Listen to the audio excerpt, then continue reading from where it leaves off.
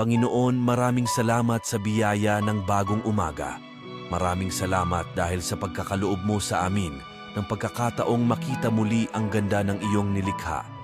Hiling namin sa buong araw na huwag mo kaming pababayaan dahil wala kaming magagawa kung wala ka sa aming buhay.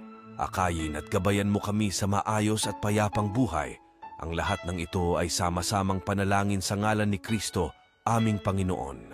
Amen. Every day is a new beginning.